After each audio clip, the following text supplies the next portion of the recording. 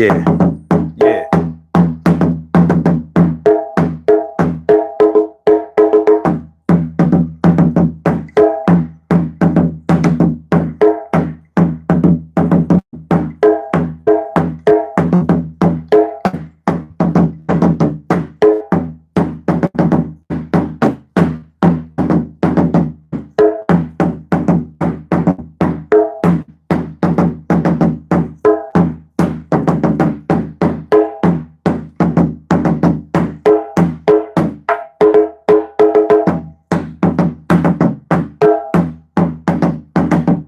Yeah.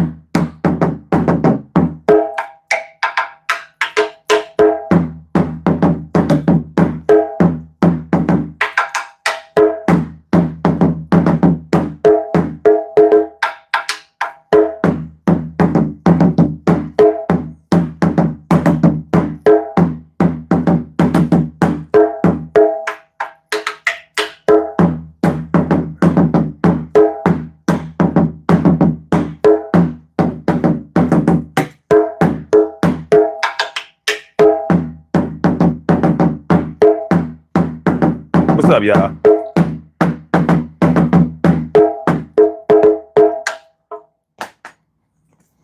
This is my peace drum. Since we talking about peace today, I thought to myself, listen, I better bring out the peace drum. It's time for the peace drum. So I brought out the peace drum, you know, my Native American drum. Peace. Peace. Peace. Peace. Peace. Peace. Peace. Can we get some peace? Can we get some peace up in here?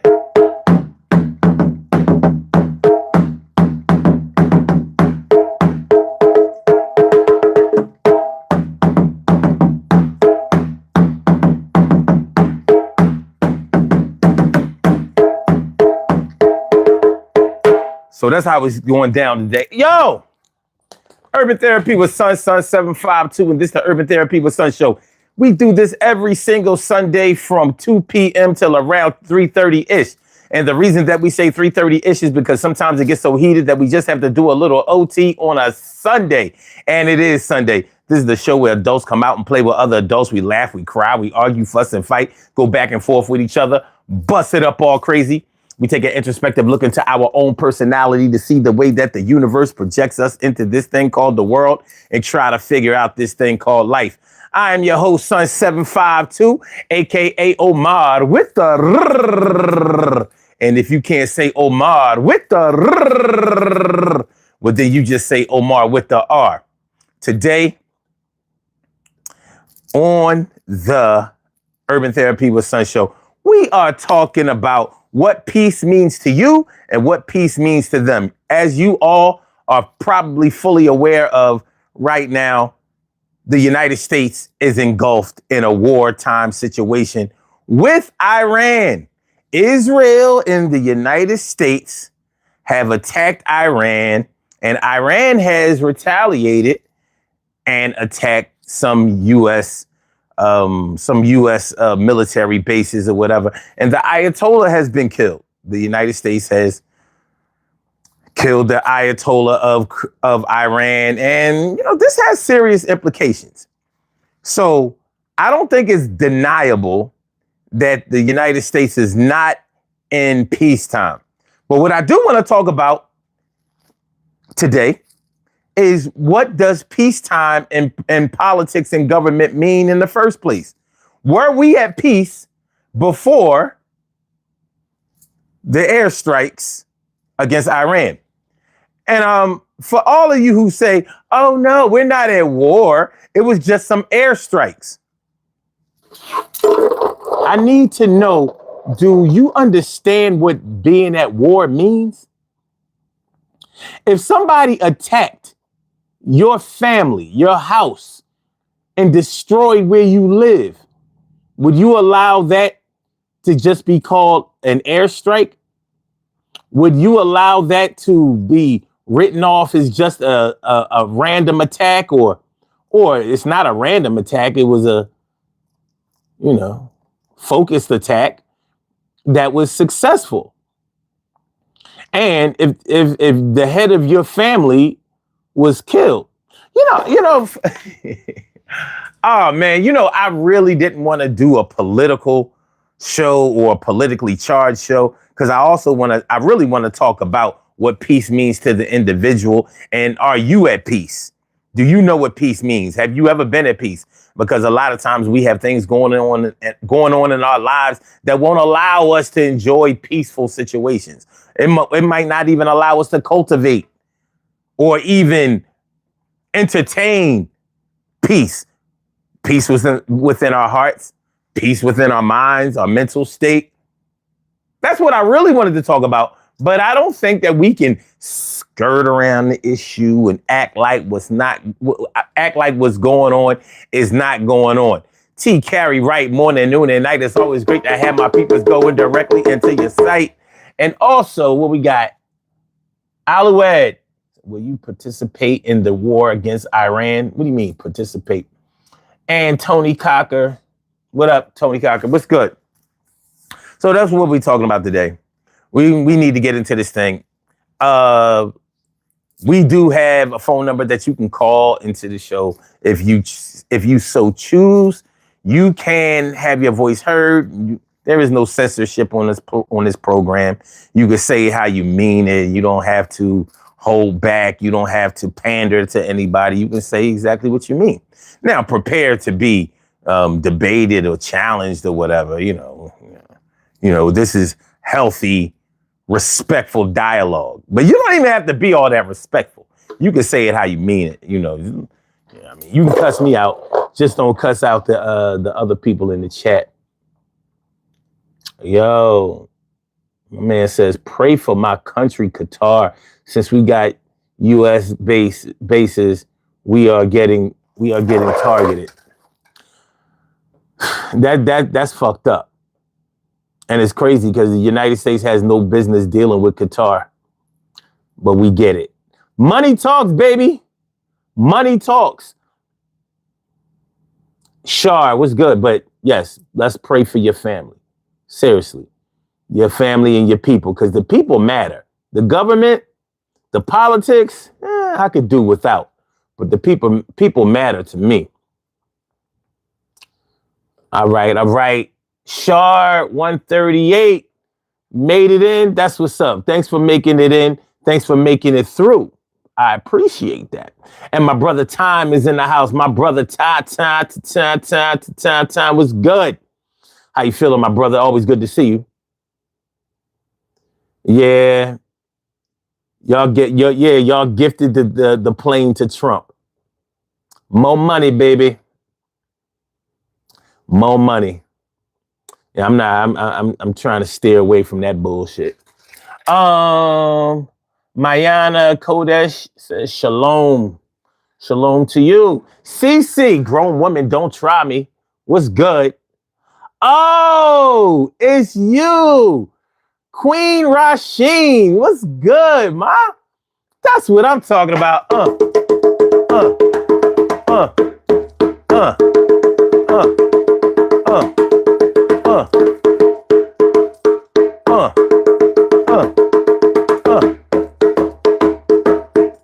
Well, I'm glad you made it. That's what I'm talking about. So yeah, that's what we're going to talk about today. What is peace? Are y'all? Let's do this before I put my drum away. Before I really get into this thing, let me ask y'all generally, for all of y'all that are in the chat right now, if you still there, if you still rocking with me, let me know. Do you feel that you are at peace right now? And we can get into defining what being at peace means, in time. But I just want to know, from your general understanding of what being at peace means, are you there? How was that? Are you there? Are you at peace? Do you feel like, compared to what I see in other people, compared to what's going on out here in the world, and regardless of what's going on out here in the world, would you consider yourself to be at peace? My brother Time says yes, 100%. You know what? I ain't gonna lie. I never trust anybody that says something 100%. I ain't gonna lie. But hey, man, if that's how you feel, that's how you feel. Let's see, Al Green says feeling that 76ers hood. I appreciate that. I got this like 4 or 5 years ago. And I had to order it twice. I remember because they had sent me like a men's medium. Man, I ain't been in a men's medium since I don't remember last time I could fit a men's medium. I ain't gonna bullshit you. You know what I'm saying? I probably was a teenager.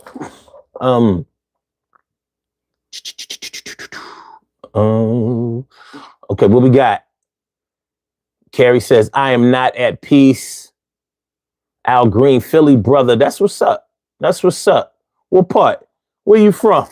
Where you from? From Philly brother. I was born and raised in Germantown, but I've been living in North Philly for almost 30 years now. And that's crazy. Well, it's been 26 years. And that's crazy. All right. Not that anything is wrong with living in North Philly, not from my perspective, but when you think about how long I've been here, I've only moved twice in my whole life. Twice. Let's see. Lovero says, I'm from Croatia. Boss man, any recommendations for visiting USA for the first time cities? Shit, I don't know. It's hot right now, man. You from Croatia? Well, you from Europe. They'll probably let you in. I ain't even hating, but it is what it is. Haven't felt peace in 3 days. You was peaceful 3 days ago? That's not bad.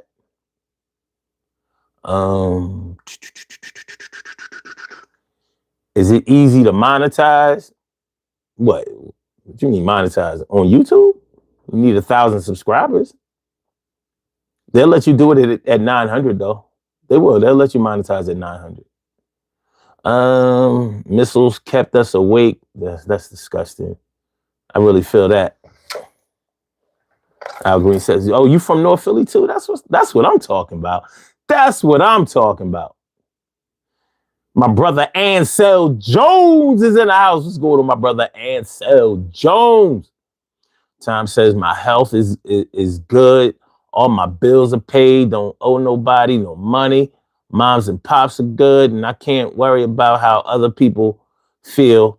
In order to get through life, you got to take care of you. I ain't mad at that. And I ain't mad that that's what you consider to be peace.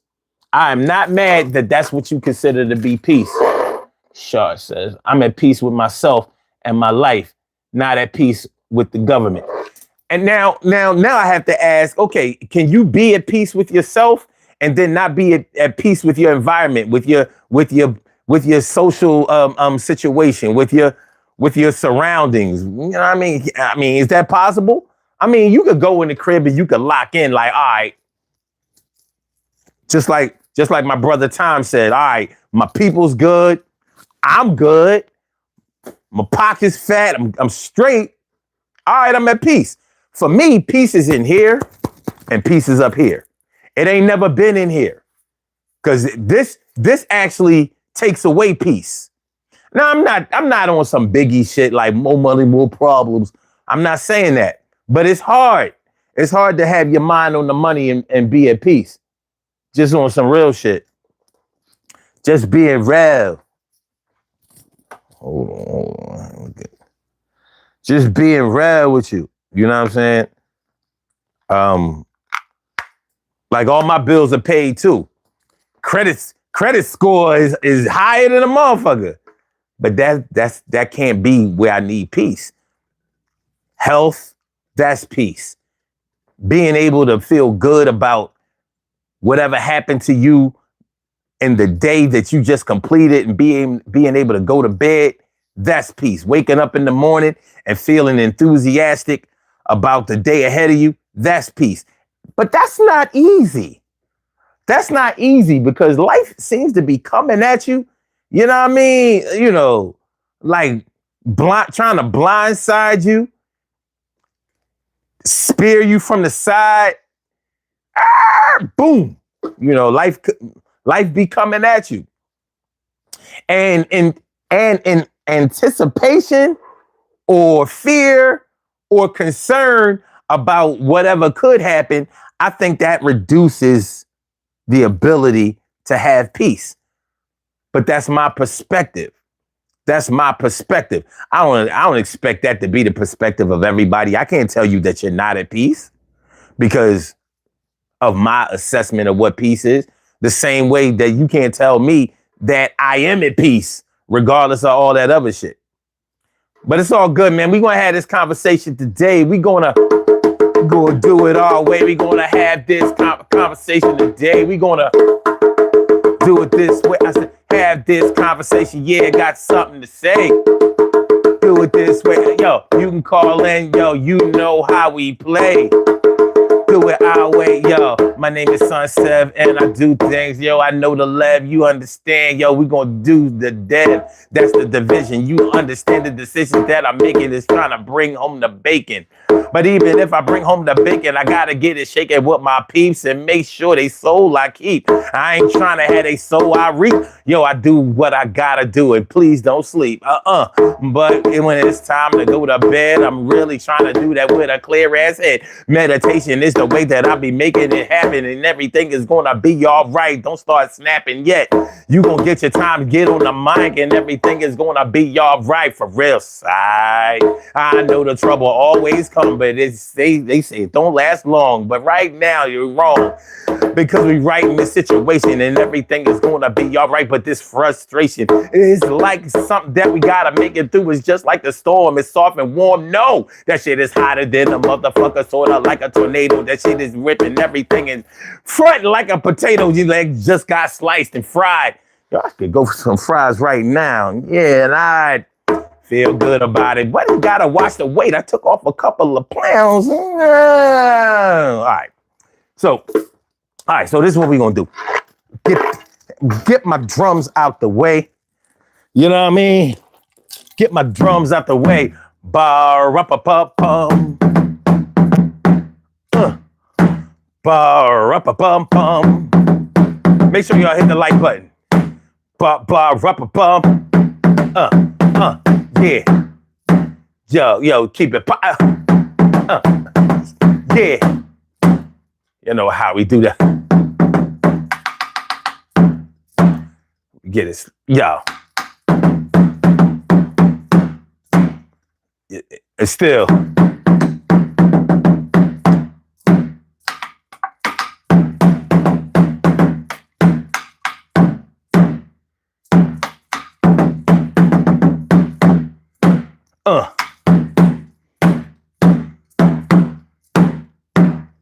Yeah. What?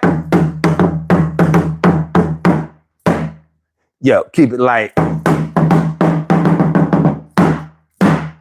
Yo, out of the, yo.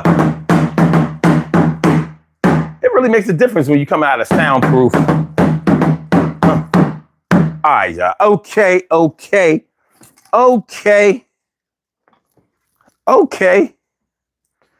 Yeah, you know what? That's the first time I really felt the difference between the soundproof environment and like the open air type of warehouse type of thing. But anyway, what peace means to you? What peace means to them? The United States is not at peace. America is not at peace. And I think because of what we did with Benjamin Netanyahu, hell nah. Benjamin Netanyahu, nah. I don't think that the rest of the world is at peace either. The United States is very unpredictable right now. They don't know what we're going to do.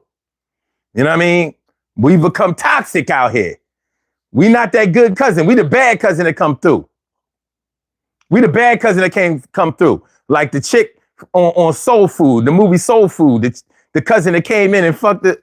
You know. Shout out Terry. Terry, you wasn't wrong. You just wasn't a good wife. But that didn't mean that your husband should have messed around with your cousin. That ain't cool.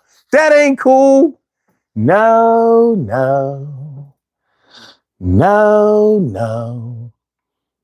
All right. So Shaw says, I'm at peace with myself and my life, not at peace with the government. All right, what we got? Okay, Shar also says, oh, yes, I'm very careful who I allow in my space. I'm in control of how I keep peace around me. I agree with you. Your health is peace. It is. But then the healthy motherfuckers be bitching because they ain't got no money. They be like, I don't know how long I'm going to be able to hold on to this health without no money, man. And I'm not even playing. It be like that. Like, I don't know how long I'm going to be able to hold on to this money. I mean, to this health when I ain't got no money. You know what I'm saying? Right now, I'm doctor free. I'm doctor free. But if I keep being broke, I'm going to have to see somebody. First, I'm going to have to go see a therapist. Yo, my shit ain't right. But then, because of the stress leading to depression, it can lead to all kinds of physical problems. Now I ain't healthy no more. And I'm broke. And I got to pay this therapist. We need to balance these scales. Can I get a Libra out here? I need a Libra, somebody know how to balance the scales, baby. I don't know. I'm just trying to make it out here. And so says catching strays from other friends' issues. That would definitely have a negative effect on your peace. Tom says some people look for things to give them peace, like a car, more money being accepted, and a lot of people can't find peace in the little things that fishing gives me peace. Working out gives me peace. Exactly. So, I mean, you know how to find peace. A lot of people don't know how to do that. You know what I mean? A lot of people don't. But I'm wondering where the people are that have peace and don't know. I don't think you can have peace and not know it. Like, if you don't feel like you have peace, you ain't got it. This is the easy math. This ain't the hard math. You know what I mean? We ain't dealing with integers here. We're not going to ask you to factor a polynomial here. I'm saying we're going for that. If you feel like you're at peace, you probably are. And if you feel like you're not at peace, you probably ain't. It is simply a is or ain't situation. Is we a is or is we a ain't? Is you at peace or ain't you at peace? I'm not at peace. I'm a generally happy person, but I'm not at peace. You know what I mean? I be worried about my mom. Daughter got issues, crazy. Relationship issues, shit. You know what I mean? Shit. You know what I mean? Job, they be acting funny. You know? Gotta make sure certain bills are paid. You know, I ain't talking about the regular revolving bills. You know, the bills that creep up on you while you ain't looking. You know them bills that creep up on you while you ain't looking. Like, oh shit, I'm good. I got some extra money. And then here come that annual Amazon Prime bill. Wow! Give me that 170, 140, whatever it is. Last January, here come PlayStation Network. Wow! I was like, yo, I ain't buy no games. Yeah, you had to renew that subscription, sucker. You renewed that subscription. You know what I mean? You know, PlayStation Network Premium, baby. Don't worry, you're going to get your monthly free games and all of that kind of shit. But you signed up for the annual. Wow! Just hit me. Gave me a little gutty joint. You know what I mean? I don't know if you ever got punched in the ribs, you know what I'm talking about. You ain't gonna be walking up straight. One thing about getting hit in the ribs or getting hit in the stomach is it's very hard to play it off like it didn't hurt. That's your core. You be like, all right, but fuck that shit, pussy. I said, you got Pac-Man. right, man, let me go over here and get my seat, get my chair. Ugh. Ah.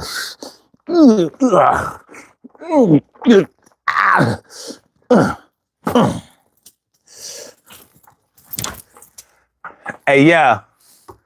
Hey, yo, Urban Therapy with Sun Show. Sun 752 all up in the house. And here we are talking about what peace means to you, what peace means to them. What's up, Malu?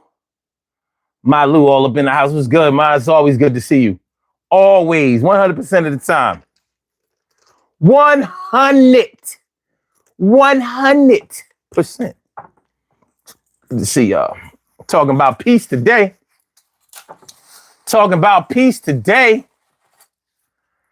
I'm gonna tell y'all, man. I'm gonna tell y'all what inspired this show today. I was on social media where I'm always guaranteed to hear niggas talking some old crazy off the wall, out of bounds, don't make no kind of sense. Where the fuck you get that shit from shit? And I saw this post. Now, this might not sound as ridiculous to y'all as it did to me, but the post said, what does the U.S. bombing Iran have to do with black people? That's what it said. Now, I'm going to let that marinate, because maybe it was only me that was thinking like, this motherfucker, you can't be that dumb. You can't. And then I realized he ain't alone. Because here come the comments.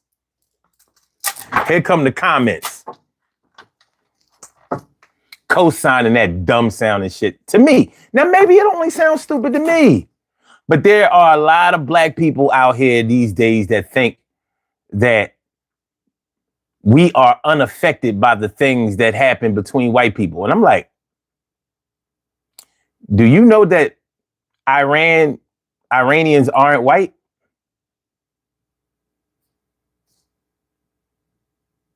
It's the same thing like when they be talking about the immigrants getting deported or killed or hurt or targeted. Like, what that got to do with black people? I'm like,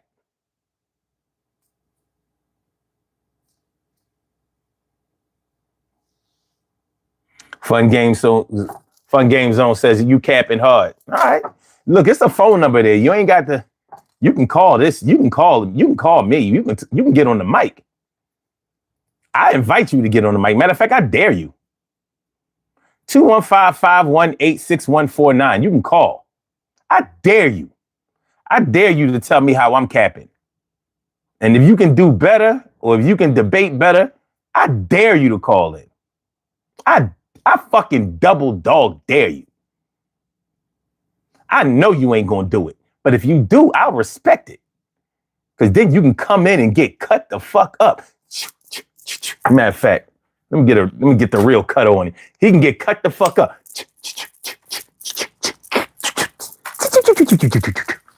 See, I don't talk about shit I don't know nothing about.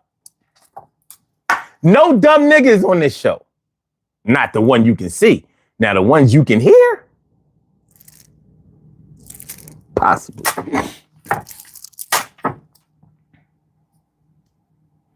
My brother from another mother, Norris Hill, sit back, relax, do your thing, max and chill. What up? Yeah, sure. I don't look like I don't let these motherfuckers come through. Look, you want to troll verbally. Don't be a pussy. Don't be a pussy all up in the comments. You know what I mean? Talk your little shit. Then you want to move on. Show and prove. That's what the ancestor told me. Show and prove. Show them what you got, oh.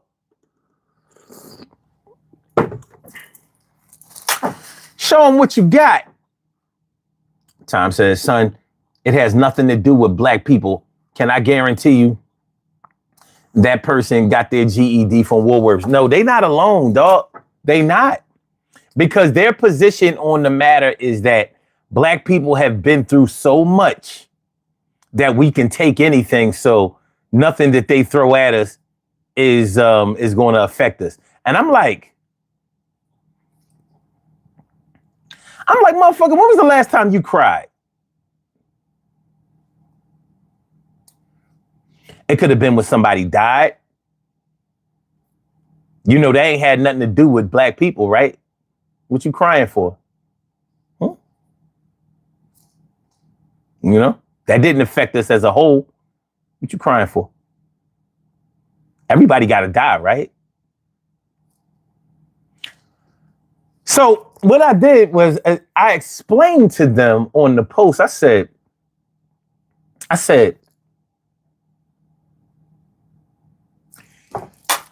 first of all,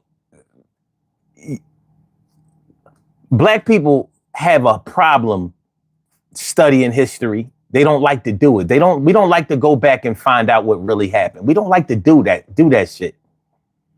You know, I mean, when they say you want to keep something from a black person, put it in a book, they not lying. And of course, there are always going to be black people who be like, I read all the time. You're right, you do.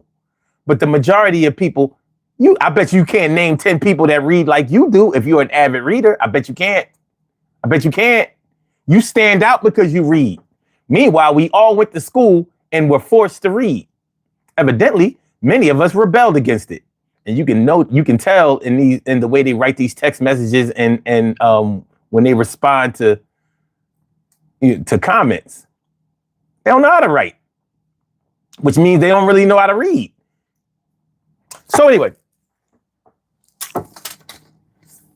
Okay. So I tried to explain to him.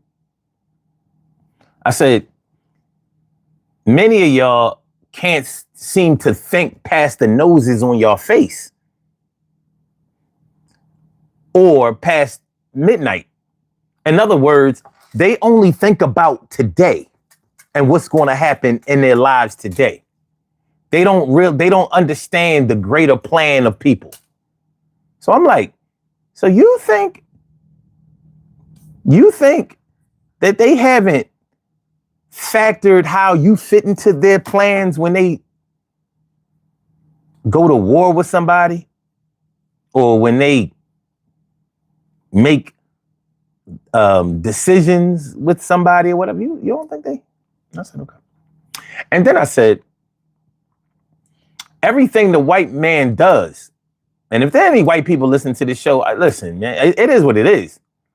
Everything the white man does, the black man has to clean up after him. And the black people don't like to hear that shit nowadays. Like, no, it ain't like that no more. Oh, it ain't like that, son. I'm like, that's the fuck it is. And one of the reasons that it's like that is because you seek their validation everywhere you go. I'm gonna put something out there that we haven't. I noticed we used to talk about this kind of shit all the time last year, the year before. You notice it hasn't been a whole lot of talk about interracial relationships and marriage and all of that. That used to consume a lot of energy and time, especially on social media. You know how black men, as soon as they get a little bit of money, they go get some white pussy. You know what I'm saying? They can't keep away from it. We used to talk about that all the time. Yeah, I've noticed that I don't see as much of that. I don't hear as much of that. Got bigger fish to fry right now. Something else is taking up your energy. It's taking up the time. That shit has become irrelevant.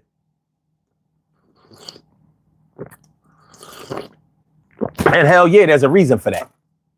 And you do have bigger fish to fry and better things to think about. And they're going to make sure that for the time being, you're going to have bigger things better things to do, bigger things to think about, and other things that are consuming your energy rather than that. Those conversations, don't nobody even give a fuck about that shit no more.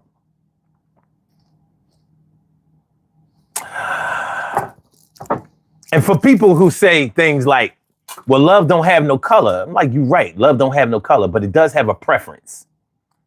And when you think about what's behind the preference, well, anyway, I'm saying all this to say this. Like I said, black people clean up after white people, and they do. You know, when white people can't get along with each other, when they can't get their way with each other, They normally come and get us to help out. Democratic Party absolutely does that. But guess what? So does the Republican Party to a certain extent. They never make us their priority because they know we don't really fuck with them like that. However, as soon as they want to prove that their white supremacy is not based on racism, what do? Donald Trump he'll sit right in front of cameras and name off like 10 famous black people. And that's supposed to be his proof that he's not racist. Now, I'm not one of those people who even gives a fuck about whether he's racist or not, because it's one of the hardest things to prove. And it's and it's the one thing that almost anybody who practices it will never admit to it. So you're wasting your time with it. But he want to name Jim Brown and a bunch of athletes and entertainers and shit. And I'm like,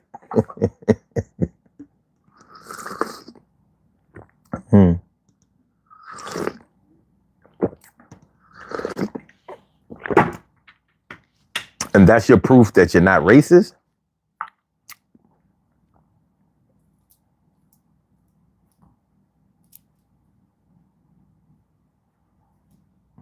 That's like me trying to prove that I don't smoke because you don't smell it on my breath.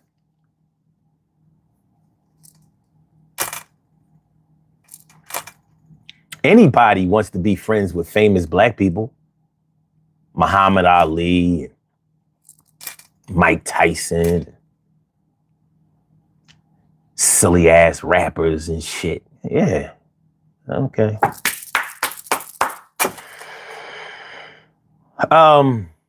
Just for the record, I don't think that Donald Trump is at peace either. So for all of y'all who say that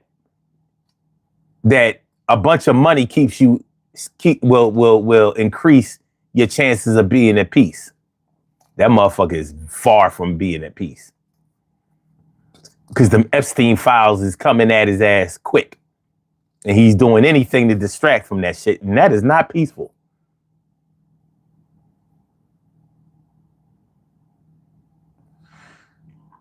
That is not peaceful. Dimples D's, what's going on? My good to see me some you. Word up. Malu says, I was reading the news from my grandfather at the age of 4. And that's wonderful. Of course, there are outliers. Like I said, we all went to school to read. They made us read in school. Like I said, a lot of us rebelled against it. Evidently, a lot of us resented having to read. So they don't. They'll watch the videos, though.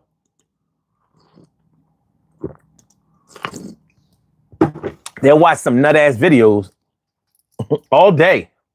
All day, baby. But anyway, being at peace. Being at peace. What does peace mean to you? What peace means to you?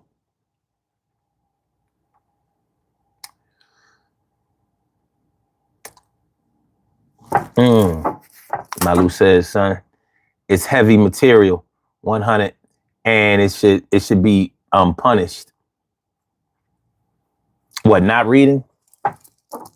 Look, anybody who reads is smarter than people who don't read. And I mean that literally. Because when you read, it helps your imagination. It helps you to be able to reach conclusions. Because when you read, you can't just get from the first chapter to the 10th chapter without reading chapters 2 through 9 first. You can guess what's going to happen, but when you get quizzed on it, remember we was back in school? Remember we was in school? You ever, you know how you used to have to do book reports? Or you were supposed to read chapters in a book or whatever, regardless of what class it was. And you tried to skim through the material real quick because you didn't do your homework, you didn't read that shit right. And then the teacher would catch you on some shit because they knew exactly what questions to ask to see if you read it.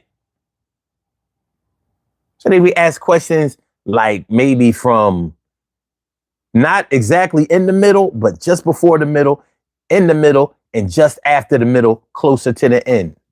They're not going to ask you the questions that you could read just in the beginning or at the end. Not going to happen. They're looking for questions they're looking for specific questions, detailed questions that would definitely prove whether you read it or not. Or they could just ask you, well, how'd you feel about it? How you going to ask a question about how you felt about the material if you ain't read the shit? You know, try to play it off like, oh, I felt like it was really good and it was really heartfelt too. And, you know, I think more people should get into that. You think a teacher don't know how to sift through that bullshit you just said? Heartfelt? This is a science class, you dumbass.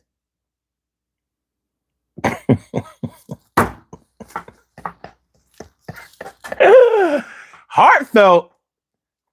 We talking about the difference between a cell membrane and a cell wall. Fuck you talking about? All right. Oh, you said no, the Epstein situation you just mentioned. Oh, it's millions of pages. That people be talking about some. Yeah, I read the Epstein files. No, the fuck you didn't. They ain't even release all them shits.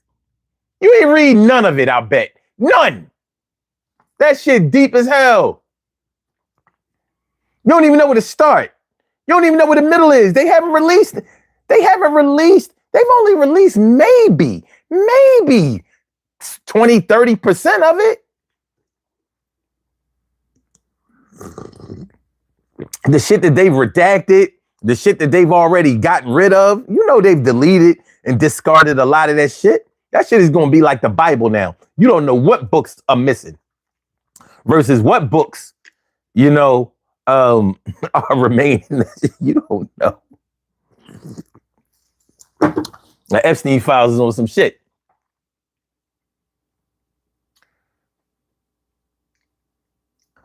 Terrell, what up? He says they definitely redacting. He said deeper than Atlantis. Exactly. You know what I'm saying? We talking about aqua caverns. You know, the caves down in the ocean and shit that you will drown trying to go into. I saw a movie about that. I forget the movie. That movie was crazy as shit. JJ says, hello, everybody. What's going on, JJ? What's good? Malu says, son, they have only released 300 million pages. 300. What is 300? How can you release 300 million pages and still got, what you got, 700 million left? You got 1 billion pages? Who writes this shit? Plus, they got crazy terabytes of video and shit. Yo, this shit, man.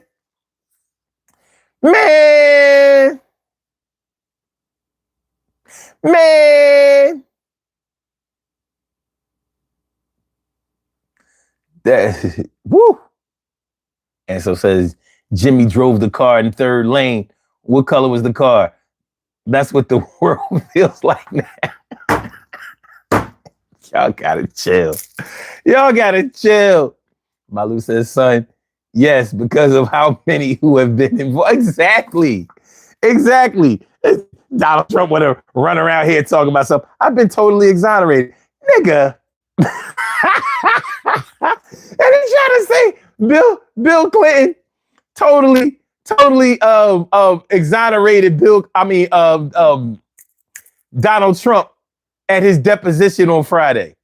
I'm like, well, how come Hillary didn't totally exonerate him? She not even in the files. What y'all interviewing her for? She not even in the files. All those millions of files, and she ain't in them. Bring her in anyway. We gotta bring in. We not deposing no Republicans. till we have to. But we going to depose Hillary and Bill Clinton. That's red meat for the base. And once they exonerate Donald Trump, the base will be at peace. They said Bill Clinton totally exonerated Donald Trump in his deposition. I'm like, did you hear what Bill Clinton said? They said that Bill Clinton said that Donald Trump had no involvement with Epstein. And then in the same breath, they admit that Bill Clinton said that he fell out with Epstein over a botched real estate deal. I'm like, well, isn't that involvement?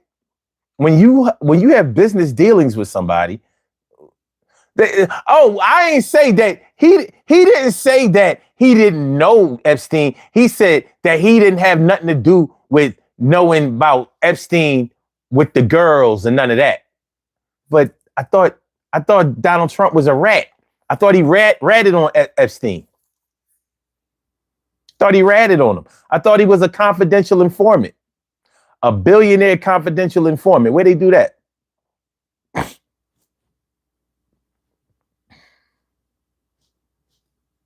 Anyway, peace.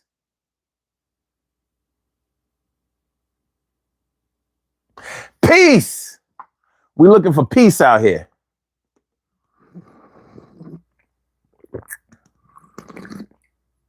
We're looking for peace.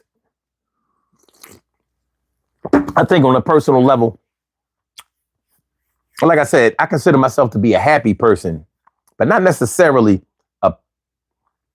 I don't know nothing about peace, like straight up and down peace. There have been times when I'm like, oh, you know what? This is good. I wish I could just stay in this moment right here. This is peaceful. But time keep on slipping, slipping, slipping into the future. These things we got to deal with. So you might not be able to score 100 on a peace evaluation test, but you might be lucky to get a 75. We're going to rock out with this C. We're going to rock out with this C. That ain't bad. Average peace. I'll take that. Give me some average peace. That's a lot better. That's a lot better than the alternative. Total mental and emotional turmoil. Total mental and emotional turmoil. Peace is something that I think is achievable, but I think you have to get to know yourself well before you can start declaring peace, before you can start believing in peace. Really? It is achievable, but you're going to have to, sift through a lot of the layers that are covering it. You're going to have to peel back a lot of the petals and, to get to the stem of the rose. But I think it's achievable. You got to know what you're doing. You got to know what you're doing, baby. We're going to try to get there. I know this tea tastes awfully peaceful today. This shit good and move. You know what? It would be good if I just started using a measuring cup. But no, it got to be freehand. That's why some days I'll be like, it tastes all right. And then days like today, I'm like,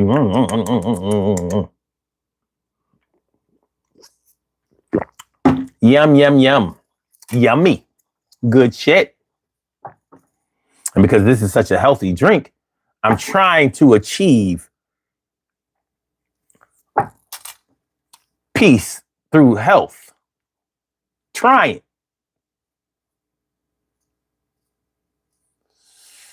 Said, fam, food is my peace and moonwalks. What's a moonwalk?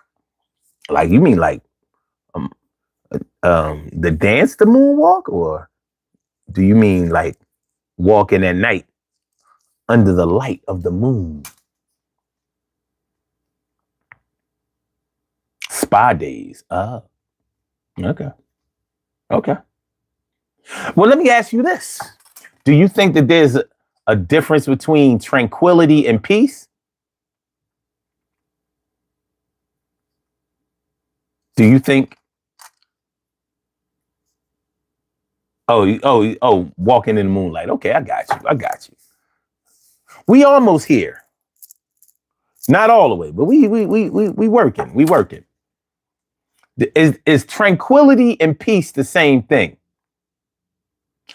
Is comfort and peace the same thing? Don't all answer at once. It's like, yeah, all answer at once.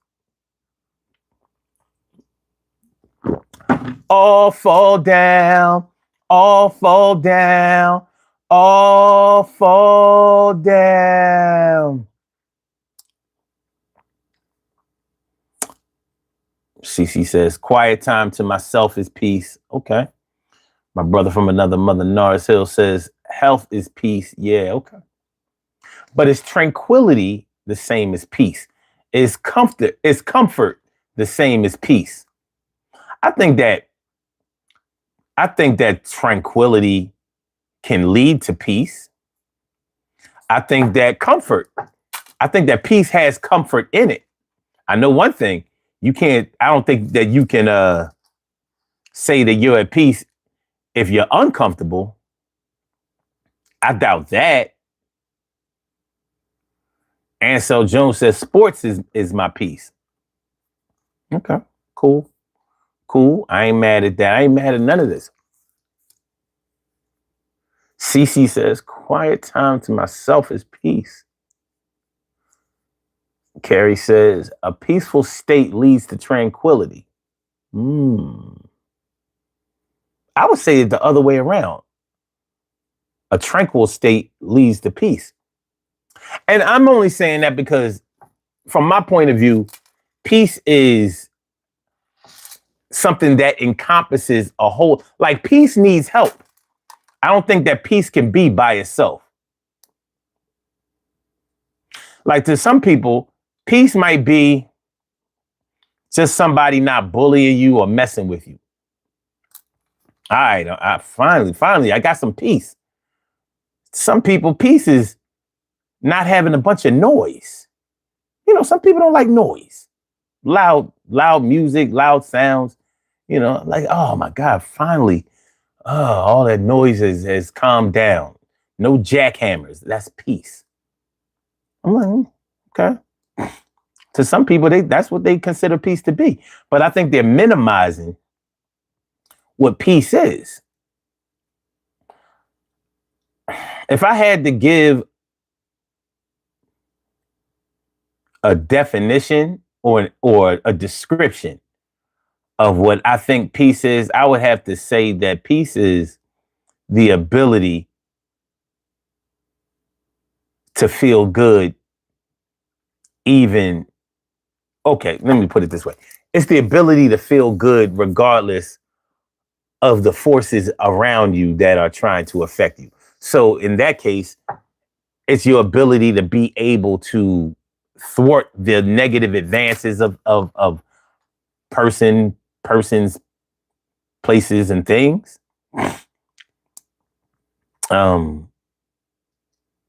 Because if something can destroy your peaceful state, then I don't know if you were at peace. You may have just been at comfort. You may have just been relaxed. But if you're at peace, I think it would be hard or impossible for negativity to pierce that shell of peace that you have going on. So from my point of view, even if I'm broke, I'm at peace. Even if I have a lot of money, I'm at peace. even if things aren't right with the world or even with myself, I'm still at peace. I'm good. I'm going to work through this. None of this stuff is going to bring me down, and it's definitely not going to take me down because I'm at peace. Now, I can't say that definition or description of peace applies to everybody. That's just what I say. I think, or should I say, that's what I think. I think that peace has to have a protective layer on it. It has to be able to withstand the impact of strong forces that may try to penetrate it.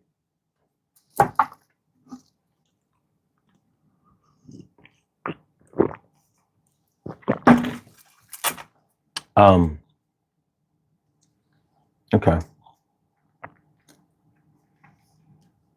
Malu says, to peace is within, not in your surroundings. Exactly. And that's why I think it's hard to achieve 100%. Not impossible, but it's hard.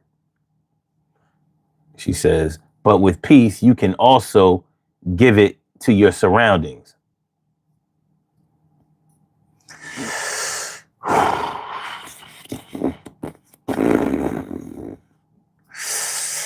Possibly.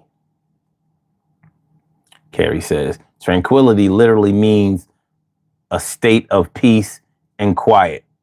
Peace and quiet. Peace and quiet.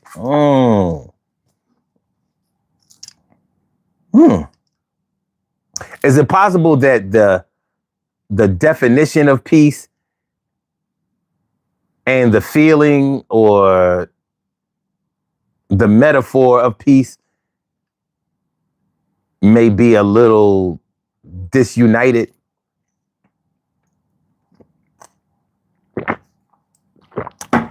It's kind of like the difference between knowing what something is and knowing how something works. You know what I mean? If you think it's possible, cool. And it's like the difference between knowing what something is and knowing how something works. Like, you know, it's a good example of this. Let me see if y'all agree with this. The law. You know how the laws are clearly written on the books. So we know what the laws are. We know what you're supposed to be able to do and what you're not supposed to be able to do. But we know that the way the law works, we be like,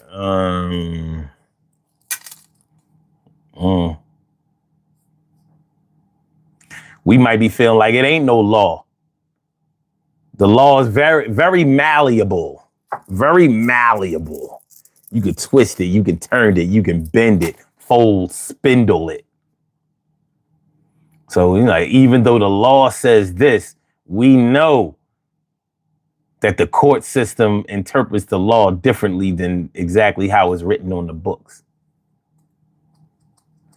Because if the law was concrete, if it was straight out, if it was definitive, then there would never be any reason to go to court. But there's a reason we go to court, because the law says that you have to be proven guilty or innocent. Which means that it doesn't have that much to do with whatever it is that you were accused of doing. My brother says that's where reading comes in. Oh, back to that. Ugh. Reading. But you know. So that's what I'm saying about peace.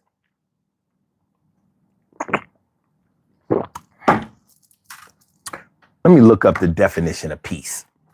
Since you said peace and quiet. Peace and quiet. Need peace and quiet. What is the definition of peace? Freedom from disturbance and tranquility. That's the first definition. Freedom from disturbance, semicolon, tranquility. You can, and the sentence that they use for it is, you can while away an hour or two in peace and seclusion. The number 2 definition is a state or period in which there is no war or war has ended. Wow. That's peace? Really? Really? Hold, please. Caller with the last numbers, Indiana. What's good? Hold on.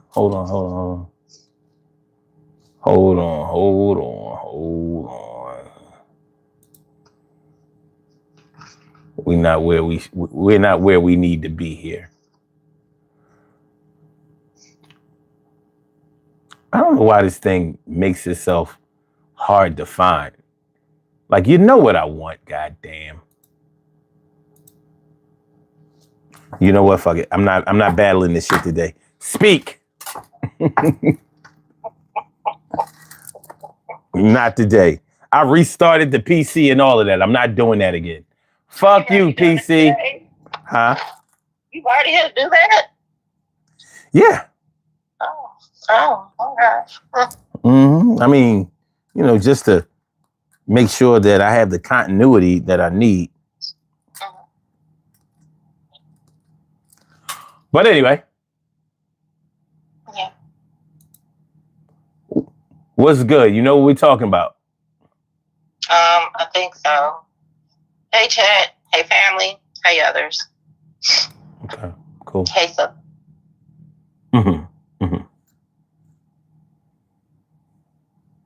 I think I do. I don't know. Well, we're talking about peace.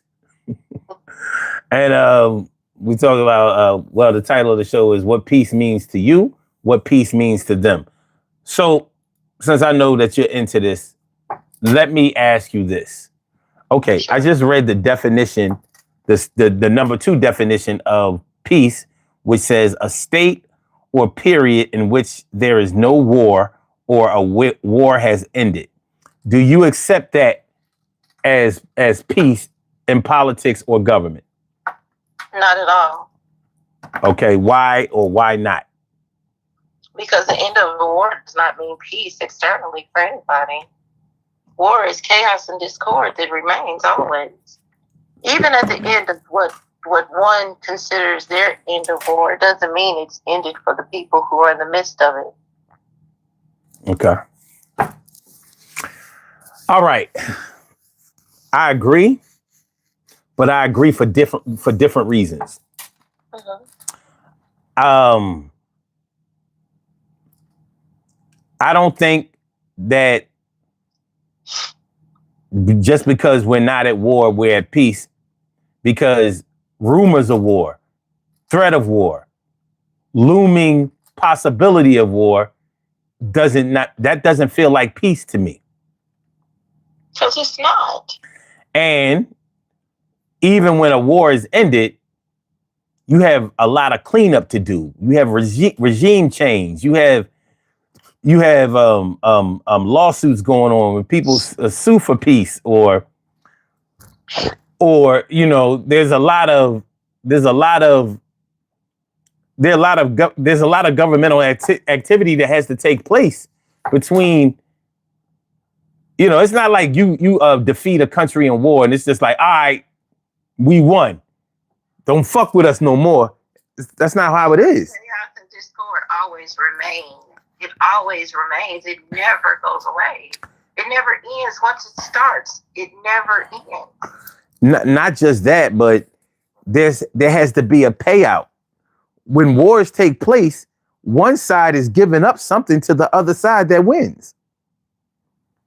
So even if, for example, Ukraine, let's say they finally defeat Russia, they have to rebuild their country. Russia has to pay for that. Any land that they obtained during the war, they have to give back. But also, Ukraine is going to say, "Yo, we need funding to rebuild our shit, and a promise that you won't do this shit no more, or we're going to fuck you up." So there's no peace in that. You understand what I'm saying? Like there's work to be done after the war is ended. It's not just peace. That's just a nice word that they assess to it. Because there's no end to it. Again, it's just it's another person's version that it's end. But there's no end. Let's say, for example, in the eyes of the government or the government officials, let's say in their eyes it is peace. Let's say that there's a way for them to know that there will be no more attacks, no more deaths, no more fighting, no more hurt. Does that satisfy the citizens of either one of those countries? Will they be at peace? Can you declare peace when the people that are part of the peace process are totally fucked up and nowhere near peace? They can declare it all they want to. They can say it's going to be no more war, no more death, no more hurt. But they can't determine that for somebody who's already dealing with hurt. Right. Somebody who's already lost a child, who's already lost a husband, a wife, a mother, a father. They can't determine that. A neighbor. They can't determine that. Yeah. Total opposite of what we're living right now. Mm. If we want to talk about external peace, it is the complete and total opposite of what we're in right now. Everybody finds their own internal peace. I get that. I understand that. But externally, we are not in peace. We're in discord. We're in chaos. We have anxieties because we don't know what the next moment is going to bring. And that's just global. That's not just here in the United States, here in my city. That's globally, as a whole, as an overall. We are in discord and chaos. Peace is the exact and total opposite of what we are living in day to day. And you speak of a government, well, that's why. That's why. Hey, yo, where the peace at? Nowhere. Oh, man. And, I hear people always say, well, just turn it off. Turn off this and turn off that and don't listen. And then you could be at peace. But I don't think, for me, I can only speak for me. For me, that's not a realistic answer.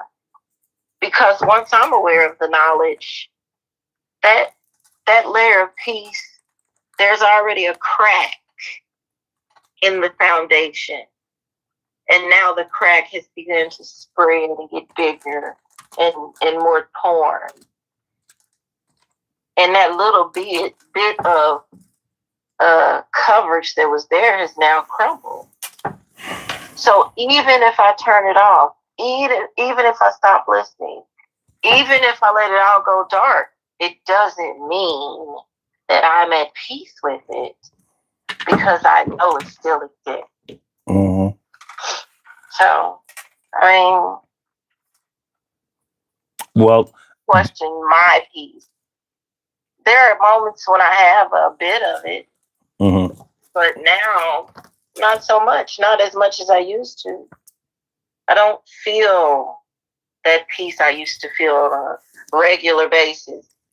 Even in the midst of personal chaos, I could find moments of peace where I'm like, you know what? It's going to be what it's going to be. I got this.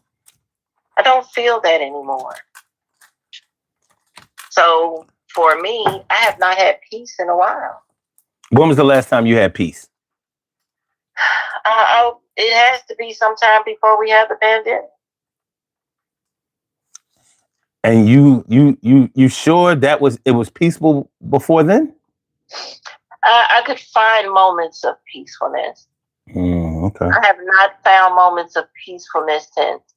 Even though I can find moments to smile. I can find moments to laugh. I can find moments of a little bit of joy. But I have not found moments of peacefulness that I had before. I haven't slept a full 8 hours since I don't know when. Okay. I haven't slept a full 6 hours, 5 hours since I don't know when.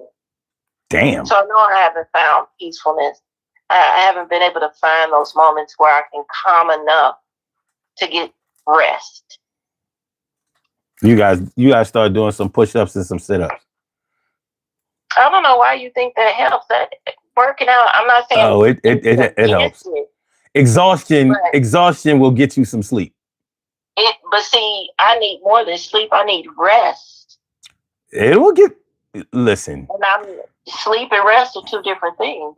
Your physicality can be tired and go to sleep. No, but your mental is not getting rest. No, and I'm not getting rest. When you exercise, you help yourself out because you're sending endorphins not only to your mental state, but you're actually exercising the cells in your body. That's what works for you. No, that's what works. That's what's proven. That's what's proven to work scientifically. About everything. Oh, I'm still in a state of anxiety and chaos. Even when I work out, I'm still thinking about everything because there's a moment of silence there where I'm in that silence where I could be doing jumping jacks. And even in those jumping jacks, there's a moment where I'm thinking, what next? What about this? What about that? So you don't. There are moments when I stop and I'm even thinking, I'm doing these jumping jacks and then this fucking world is falling apart around me. Or what's happening with my son? Or I wish XYZ was here. So I have not, that does not give me what I need. And I don't know what's going to give it to me. How many jumping jacks can you do? I can do 10 without passing out. Exactly. There's a reason I asked you that. Because if you do, like sampling something and thinking that you know how it works or whatever, that's not it. You and just like meditation. Like I be talking to people about meditation, and I be talking about people, you know, doing breathing exercises and shit, and they be like, I tried all of that, it ain't working. Then I ask them how long they did it, and they be like, or I make them show me, you know, how they do it, and I be like, I time the shit. And they ain't even doing it for like, I swear, some don't even do it for a minute straight. And I'm like, so you think that you have really tried, or you really think that you're going to get the full benefits of what you're looking for when you haven't even carved out a time and a space in order to get this done? But when you think about stress, worry, depression, hurt, pain, you make 24 hours and 59 minutes of time for that. You know, when you really start breaking it down, like, okay, my daughter suffers from anxiety. So when she was with me, I taught her how to do breathing exercises. But I did it with her because I knew that if I only showed her how to do it, she would do it intermittently. She would do it maybe 3 minutes, 5 minutes and think that she got it. Like, no. I did it with her. That way, I made her do it for 15 to 20 minutes to a half an hour. So she can really see, like at the end of this shit, even if she only does it, or anybody only does it for 10 minutes, that shit will carry you for the rest of the day. But most people on their own are not going to make it to 10 minutes because in order to do the breathing exercises correctly, you have to get to the point where you are concentrating on nothing else except for the breathing. So your car note, your mortgage, your rent, who's sick, whatever fears you have, all of that shit gotta be blocked out. And you can't do that in 1 minute, 2 minutes, 3 minutes, 5 minutes. You, you have to get to a point where your breathing gets you into an isolated meditative state, which means you have to concentrate on it, concentrate on it, concentrate on it, concentrate on it until when you do stop, you feel bad about stopping.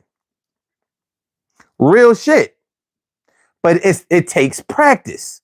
The same way that you have inadvertently practiced feeling bad and worrying about everything that don't even have shit to do with you, along with the shit that does. We inadvertently practice negativity, but positivity, or the things that are helpful to us, we want to fast track that shit. But the majority rules. So, if you can only do 10 jumping jacks, well, do them until you can do 20. Do 20 until you can do 40. Do 40 until you can do 50.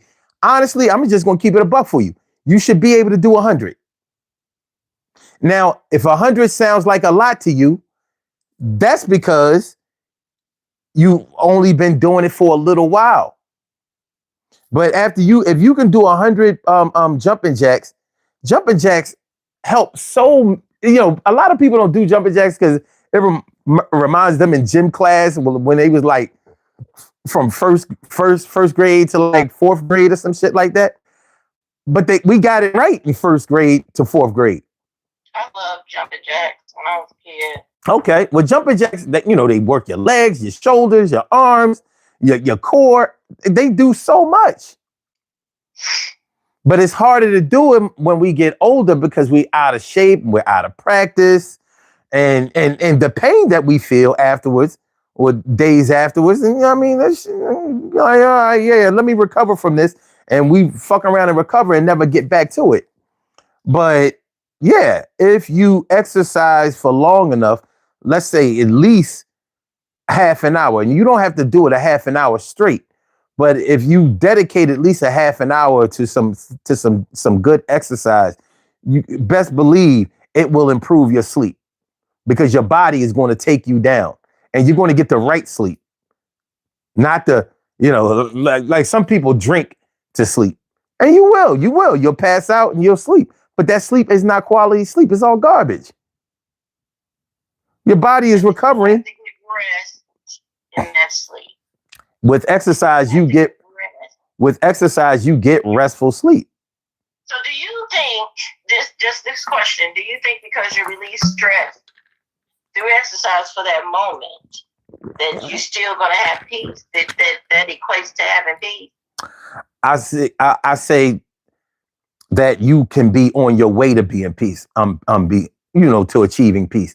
I can't say what peace is to you, but I can probably hit the nail on the head of what stress is.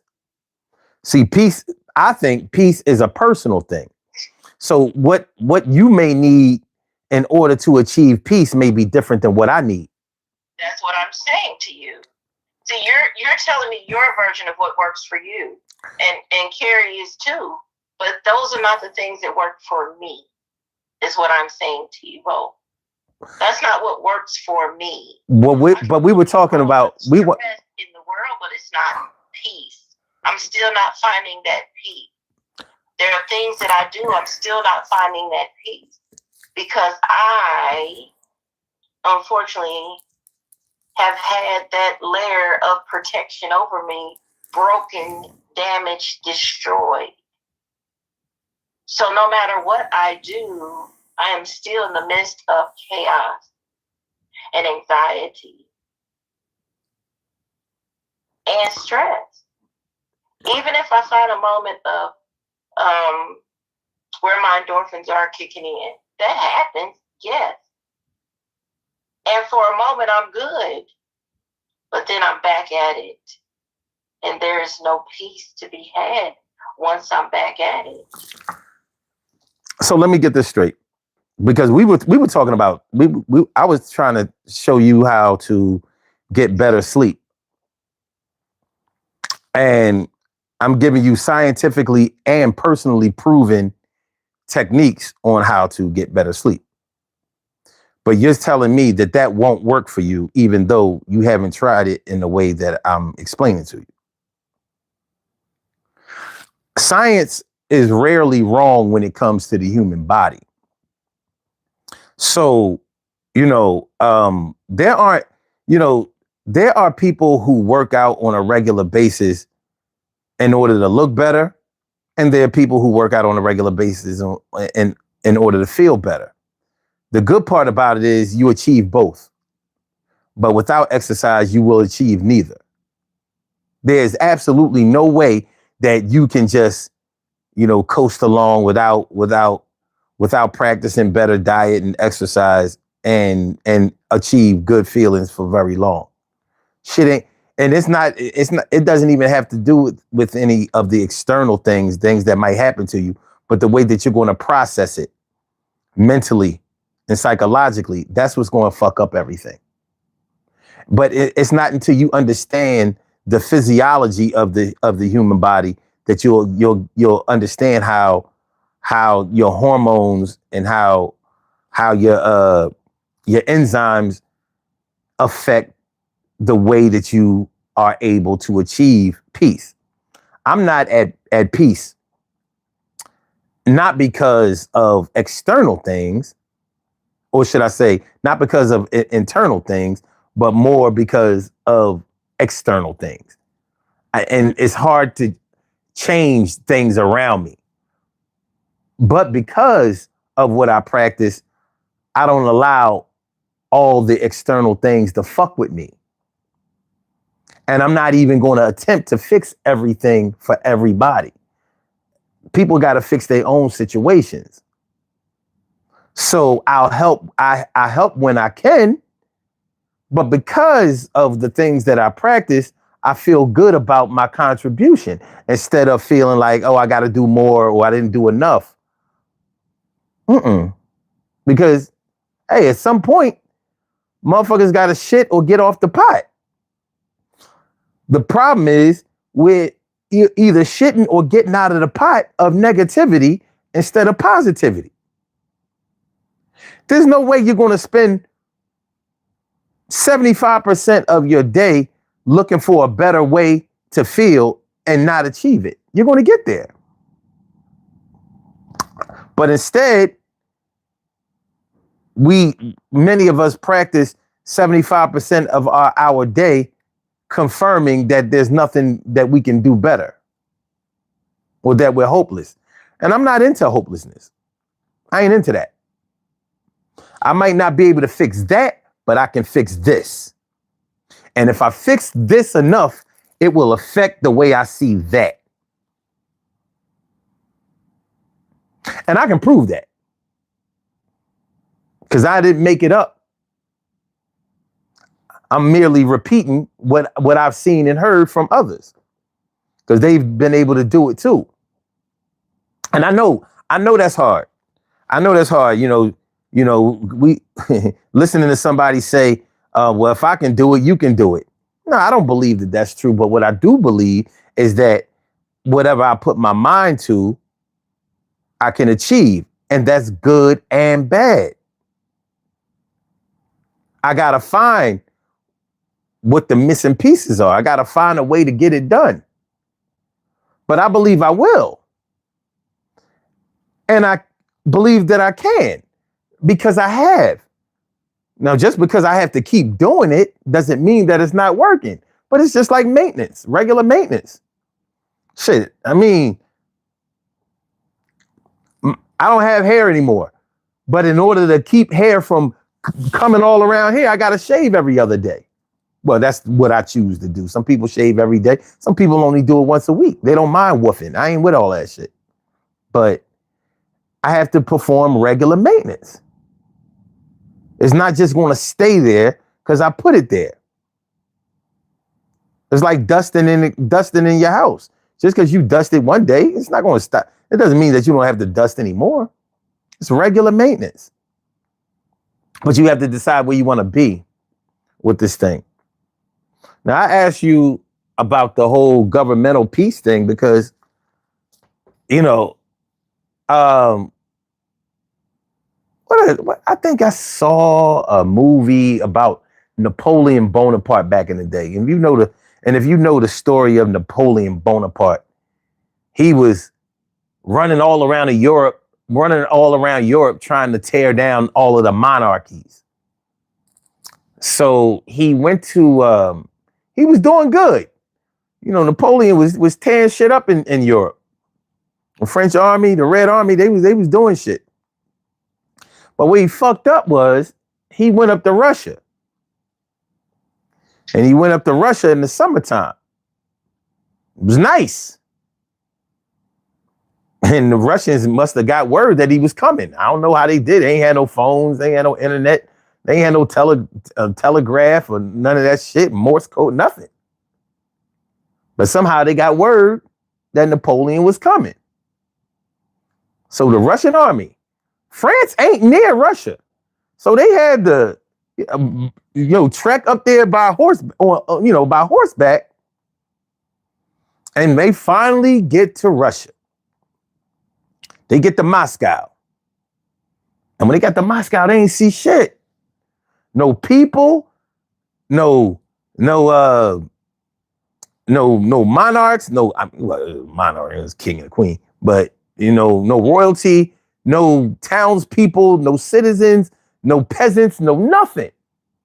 No bourgeoisie, no proletariat, no nothing. Because the Russians was like, we just gonna move back. Russians are used to the cold, so they went up north. And the French they in Moscow thinking it's sweet. And then it started getting cold. And ain't too many things colder than a Russian winter. And in this case, a Russian autumn. French ain't used to that kind of shit.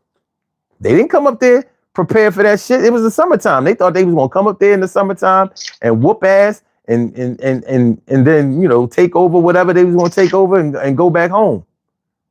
Instead, the Russians waited till it got cold and they fucked that army up. They fucked Napoleon and them up. Fucked them up. Most of them froze to death. The ones that made it back home was useless. They was wrecked.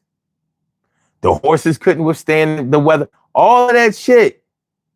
And when Napoleon got back to France, he lied to the French people and said, "We've defeated the Russians. We declare peace." And the French was like, "Yay, peace." And then they got word from the Russians like, "Yeah, try that shit again. You lucky we don't march our ass back down to France and fuck you up." But they found out Napoleon had lied. He lied. Got his ass whooped. But he said now there's peace. So peace meant that there was no more fighting. There was no more fighting because you got your ass whooped. That's all. If it was so much peace, what happened to the soldiers that went up there in the summertime? They was dead. Dead, frozen, fucked up, maimed. So when we look at the United States, last June or July, whenever the United States attacked Iran, right? What did Donald Trump say? We totally obliterated their nuclear program, right? And yet here we are. And he said it wasn't no war. It was just a quick strike, and that's that. And yet here we are. And he said that now it was over. But the conflict between Iran and Israel was good. Everything cool. He declared peace. And yet they're trying to protect different large cities for fear of retaliation right now as we breathe. Now, it's my position that it wasn't peace. It's my position that it wasn't peace before he attacked Iran the first time, because many believe he did it to try to sway people's attention away from the Epstein files. Now here we are, March 1st. What did he attack Iran for? Epstein files back again. And this time, the Epstein files ain't going away. You ain't getting away. They're not going away. You can attack whatever you want. You can destroy this country. You're going to answer for those fucking Epstein files. I don't know what's in them shits, but whatever it is has to be damaging enough to whereas it cannot come out. Dimples D's says, I just started the Tai Chi, which helps my peace by balancing mobility and mental clarity, cognitive enhancement. That's what's up. But yeah, you can run around here declaring peace all you want. The truth is going to come out. And until the people have peace, there is no peace. You have war and you have rumors of war. And the rumors of war are enough. Sometimes the rumors of war are worse than the war. Because the rumors of war cause fear. And when you're in a fearful state, you don't need nobody beating the shit out of you. You're already beating yourself. You ever see a rescue animal? I have one that lives with me now and abuses me every day. Well, at least they got up to the point where they are abusing you. Because them motherfuckers be shook as hell. They can't trust. They shaking and shit, pissing on themselves and shit. Here you are trying to make nice with them. Hey, kitty, I'm going to nurse you back to health. Everything is going to be okay. Or doggy, that motherfucker shaking in his bone, peeing on himself and shit. And you thinking like, God damn, this motherfucker he need to be housebroken. God, what have I gotten myself into? But you trying to maintain the peace.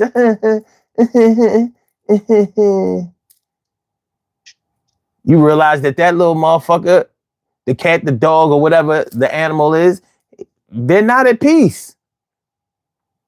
They're not at peace. So it's something we got to deal with. So, yeah. War, rumors of war, and all of that shit, it doesn't serve for a peaceful situation. Not at all. And it's not going to. It's not going to be.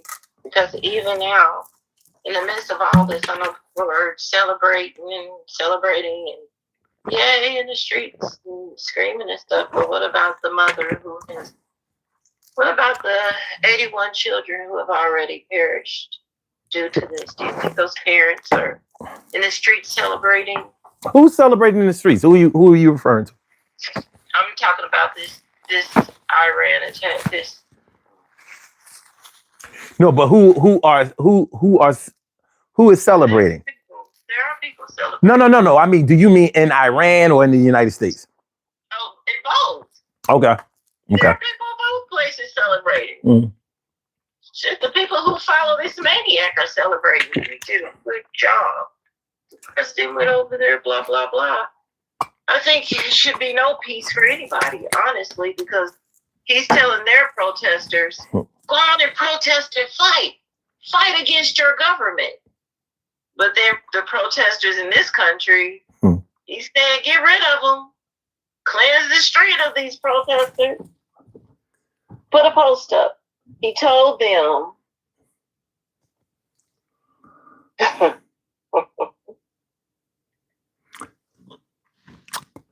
He told those people there, take control of your government. Mm-hmm. But what if somebody came and told us, take control of your government? Not the same feeling. It's not the same mood. There would be no peace had if another country came and said, take control of your government here. He goes someplace else and tells them, take control of their government. Right. How do you go clean the house of another one when your house is dirty? Just saying. So for those parents who lost their 81 children already, just because people in the streets celebrating the death of their dictator, those parents aren't going to find peace. They lost their babies, their children, their everything. So what peace is found there? So to answer your question earlier, no. Because they're declaring the war is over already. It's just begun for those people. Well, there are people who say, okay, there are people who say it's not a war. It was just an airstrike. There's a difference between the airstrike and a war. I'm like, God, y'all can't be this fucking dumb. You can't. You cannot be this fucking dumb. You can't. But they can. And I actually saw that written. You know the difference, people. Like there's a difference between a war and an airstrike. Okay. Well, if somebody performs airstrikes to the United States, it wouldn't be a war, right? Yeah. We've just, let that slide. Like, oh, okay. Oh, shit. Oh, you took out New York. But okay. All right. You're one bad. I'm going to see you, though. Okay. And the other thing that I saw was, oh, by the way, the airstrikes not being a war, that's supposed to be his excuse for not consulting Congress, right? Okay. All right, cool. All right, here we go again. The more things change, the more they say he is the president of war. He has ended multiple wars in his time. 8, I believe, was the count. He hasn't ended one, okay. But he started them. And this is the start of one. People could think it's not if they want to, but this here, okay. All right. The other thing I saw on social media, of course, was Iranians are celebrating and Americans are, what does it say? Americans are crying or mad or some shit like that. And once again, I was like, yeah, you can't be this stupid, right? You can't be this stupid. Because, you have to, I just don't see how you can have that little brain power to think that everybody in a country, regardless of its regime, regardless of its governmental makeup, regardless of the treatment of the people there, there's no way I'm thinking that you can think that nobody is on board with that or everybody hates it. Yeah. I think it would be just as foolish to think that everybody likes it. Yeah, we shouldn't be speaking in absolute or thinking in absolute. So I said, I really doubt that. I said, no. I said, you can't be silly enough to think that all Iranians are happy about what happened to the Ayatollah. Because they're not. And there's no way I know that you can think that the majority of Americans are upset about Iran bombing Iran and killing the Ayatollah. Nope. You're going to be wrong on both. But if you don't really see the light when it comes to that, just think about how unpopular of a president that Donald Trump is, right? And there are people who don't believe that at all. Well, even the ones that do. Let somebody kill that motherfucker and see what happens. You understand what I'm saying? Well, don't entertain me with a good time. It's not going to be a good time because if you think motherfuckers rode for him just because they felt like he got cheated out of an election, let that motherfucker get killed. I already know. And we won't need a war nowhere else. We won't need a war nowhere else. You think he sent the National Guard to DC and Minnesota and wherever else he sent them? Let him be killed on American soil by an American of any kind. When he had the pretend gunshot to his ear, That healed miraculously after a few days. That wasn't that. They acted then. That's not the same. That's not the same. Why not? It's going to be 30,000 times worse. They acted a fool when he had the fake gunshot, so we already know. And for black people who will say, because there are plenty of them that will say, they ain't got nothing to do with us.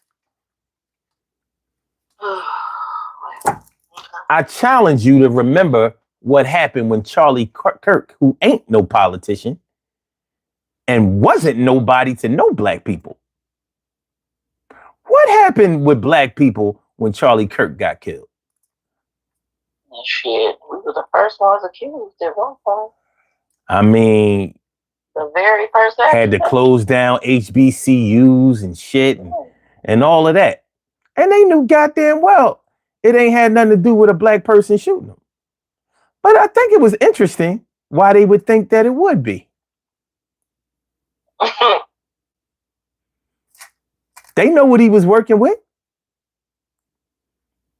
Like, I can't believe that one of them motherfuckers actually did what should have been done. But, like I said, for black people who think that this is just white on white business and it don't have nothing to do with them and we won't be affected, think about that Charlie Kirk shit. They was ready to take your black asses out. And they didn't give a fuck who did it. Everything he says and does includes us in a negative way. Everything he says and does includes us in a negative way. Well, I'm glad you told them because they ain't hopefully they'll listen to you because they ain't listening to me. We don't listen to anybody. Look where we are now. You still got black people out at his events. And I'm always like, what's wrong with you? Do you have a disability that is causing you an imperative miscalculation in your judgment? What's happening? Can you not see, or you can't hear, or are you on the spectrum? Like, what's happening here? Because we can see it. Even now, what he says. Even in the midst of this, now he's talking about invading Cuba. Nobody hears that. Trying to keep them Epstein files out of the news cycle. Yeah, y'all don't hear that. Yeah, I heard it. It has everything to do with us. He said everything to do with us grieving. Every monument he tries to destroy, every piece of his history he takes or tries to remove, it has everything to do with us. Reality is, this place wouldn't exist without us. That's a fact. But he is doing his damnness to try to remove us from here. Now, nobody will ever be successful because you can't. Because to destroy or remove us, you destroy and remove everything that exists in you. That's a fact. And I'm not trying to sound like a racist here. I'm not trying to say we're better than, but I'm telling you we are. I'm telling you, you wouldn't exist without us. I'm telling you, we are the dominant force. I'm telling you, without us, you would nothing. That's a fact. That's even in them people's Bible. Those people's Bible who everybody loves to quote. In them people's Bible, it says it right there. The description of this person who they want to name and praise, describe somebody who would check African American on the job application. Prove me wrong. Hey. Just saying. This shit is amazing. That reality that every day we are still constantly trying to breathe makes me live unpeacefully. Because we have never been able to break free from these oppressors, these colonizers. And you have to say things to them like, this place is only, 250 years old. So how are you telling me about where I'm supposed to live? Well, this place is only 250 years old. Go back to where? You mean where I was already at? Let me come and find some money in your house. And then I'm going to tell you I found it. Are you going to agree that I found this money in your house? You going to agree to it? I rode my bike over to your house and came in, knocked on the door, came inside. I found that $100 bill on the ground. It's mine. It belongs to me because I found it. But your house was already here. Built in 1931, your family been living here since then. It's 2026, but I came to your house and I found $100 in your house. It's mine. I'm claiming it. I own it. To God be the glory. Yeah, fuck that your mama and them lived here, your grandma's mama. Won't he do it? Fuck all that. I found this money in your house. It's mine. Because I found it. Just saying. Just saying. Gotta love that. Just saying. Just saying? All right, cool. Hey, I love it that I love it that we bother them so much. I love it that we live rent free in the heads of crazy. I hate it too, but I love it. I don't like it. Because it shows they know our greatness. I'm good. Because when you act like that, that means there is something in you that is afraid. Because you know what I know. And we know it. I saw it the other day. I saw a person from the new Black Panther Party in New Jersey get with them ICE agents. And? Because they acted a fool. You got a car accident. Babies were involved in the car accident. They were so busy on their craziness, because, everybody just had all the snow on the East Coast. And they decided to do a chase in the middle of all this chaos. In the middle of ice and snow, they did a chase in broad daylight in the daytime when kids are going to school and people in vehicles going to work, and caused a major accident with a whole bunch of people, including an Uber car with kids in it. And they thought they were going to spray that, whatever it is they're using, because I can't say it's mace, bear spray, whatever the fuck they're using. Chemical. The pepper spray? Is that what they're using? Don't seem like real pepper spray to me. Seem like some other bullshit they created, but whatever it is.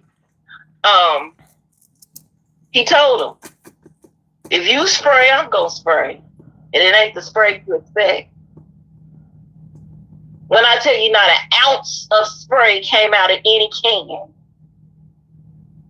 Not one little squirt came out of any can. See, they met their match. That's the reason why they're trying to erase. They know. Because see, when you've been punked your whole life, and now you got a little piece of authority, and it makes you tough, you really aren't tough. Because now you're not meeting a bully. You mean somebody who's serious. Bullies ain't serious. They're only serious when they have an audience. Like, the commander-in-chief. Got an audience, so he's bullying. All right. All right. Let's we're gonna do these poll questions, do these birthday shout outs. And then we're gonna get into y'all personal peace. All right. Can there be peace in a family if multiple family members aren't getting along? No. All right. 39% says no, not complete peace. 27% says yes, it will be fragmented peace. 24% says not if you care about everybody. And 9% says if you only care about yourself. So the majority of people believe that there can't be peace in a family if family members aren't getting along. I'm surprised. I'm surprised that, or should I be? I'm surprised that was the majority answer.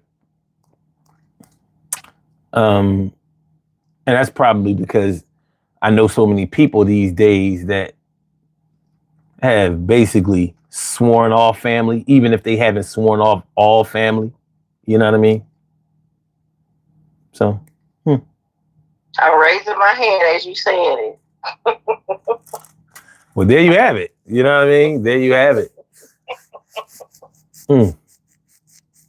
I guess I break it down to whether I'm talking about my immediate family or whether I'm talking about the family as a whole.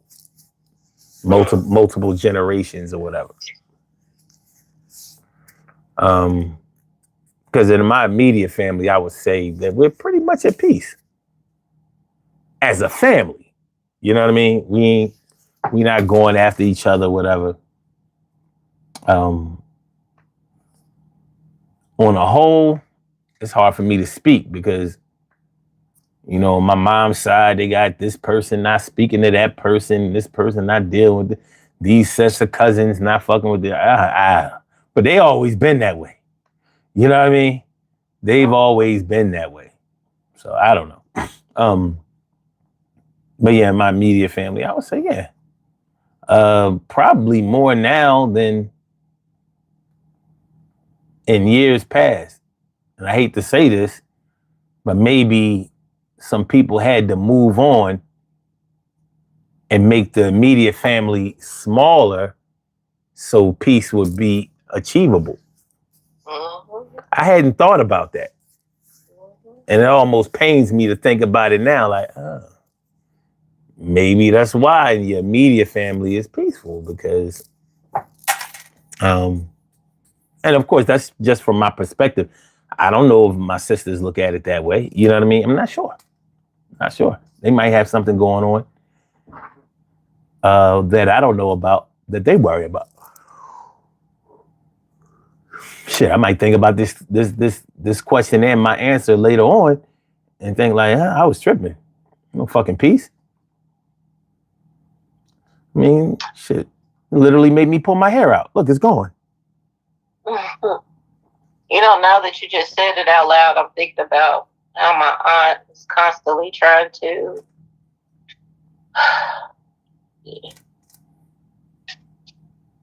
be the peacemaker between my cousin and I. And of course it's me, because I'm good. And I know it doesn't bring her peace at all. And I hate that. I guess technically, I'm the one who's causing it. I'm the one who's causing her not to have peace because I'm not the one. I don't want to yield. I don't want to anything. I'm cool where we are. Okay. And as you were saying that, I'm thinking about it's me, but I'm sorry that it brings my auntie pain, but I'm good. I'm not willing to yield the little bit of peace I have from the situation. Okay. So, All right. Well, it is what it is until it ain't. yeah. All right. I want to thank you for calling in once again. I always appreciate your help, your dialogue, and your perspective. So you have a wonderful day. All right, same to you. Everybody stay safe, stay warm. Old Man Winter is not giving us any peace because he's trash. So until the next time, peace, everybody. All right. All right, y'all. We have some birthday shout outs to do. Some people were born on this glorious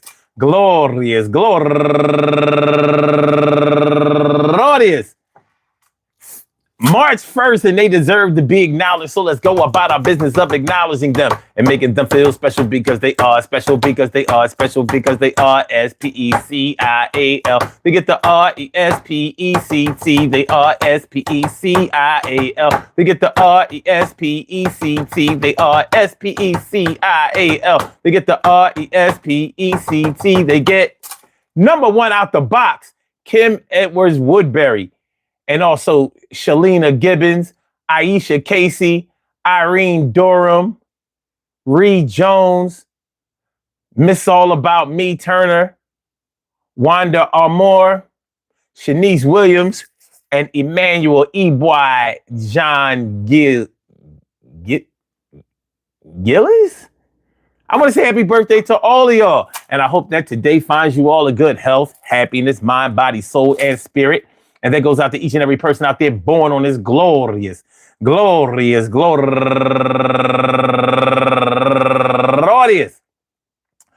1st, anywhere out there in the world, worldwide, internationally, and universally. All of y'all go ahead and turn up. But don't turn up too loud. Just turn up loud enough so everybody can hear you. Rock out. Rock on and do the damn, the rock out. Rock on and do the damn rock out. Rock on and do the damn thing. You do your thing, y'all. Represent the queens and kings. You do your thing, y'all. Represent the queens and kings and queens. Good things happen to those who wait. Great things happen to those who grind. And anything can happen to those who go for theirs. So go hard, go for yours, and remember, no peace. Is it really that we don't have no peace? I don't know. Peace means different things to different people, and I guess it comes at different times for different folks at the same time, you know what I mean?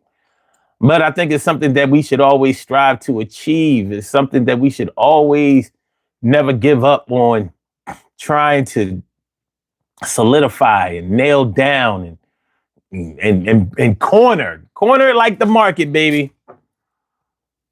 You know, man, life goes on, man. You know, we can't, like I was saying earlier in the show, I can fix what's in here. I may not be able to fix what's out there, but if I keep on fixing what's in here, it's going to change the way I feel about everything out there and over there. And right there,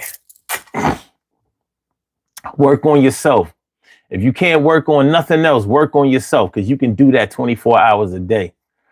But I want y'all to be able to achieve peace out there in whatever way that you see fit.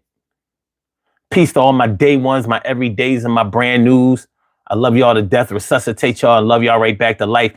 We will be back tomorrow night, 1 a.m. in the morning. And every weekday, 1 a.m. in the morning, Eastern Standard Time. So, y'all be careful out there, be peaceful out there, and never stop going for y'all. Holla. Peace. Hit the like button before y'all go. Make sure y'all hit that like button. All right, y'all.